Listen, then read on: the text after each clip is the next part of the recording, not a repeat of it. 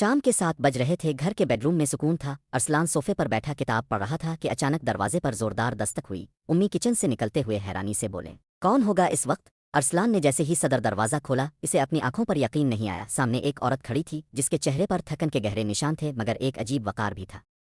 اس کے ہاتھ ہلکے سے کانپ رہے تھے اور آنکھوں میں ایسی بے چینی تھی جیسے برسوں کا رکا ہوا درد بولنا چاہتا ہو۔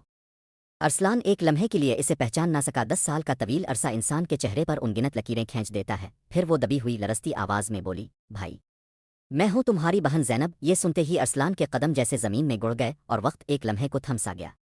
یہ وہی زینب تھی جو 10 سال پہلے ضد اور تلخ کلامی کی وجہ سے گھر چھوڑ گئی تھی۔ نہ کوئی خط آیا، نہ کوئی فون۔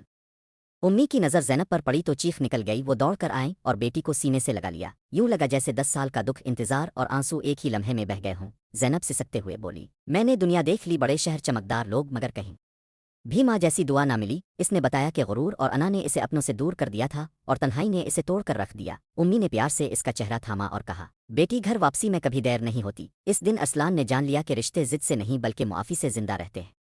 گھر وہ جگہ ہے جہاں انسان ٹوٹ کر بھی بکھرتا نہیں بلکہ دوبارہ جوڑ لیا جاتا ہے۔ اس رات باورچی خانے میں زینب کی پسندیدہ کڑاہی بن رہی تھی اور گھر خوشبوؤں سے مہک رہا تھا۔ دسترخوان پر سب اکٹھے بیٹھے تو 10 سال بعد گھر پھر سے مکمل محسوس ہوا۔ ہنسی اور باتوں کے بیچ پرانی تلخیاں مٹ گئیں اور ایک نئی محبت نے جنم لیا۔ آپ کا ایک لائک اور سبسکرائب مجھے مزید بہتر مواد بنانے کا حوصلہ دیتا ہے، ضرور سپورٹ کریں۔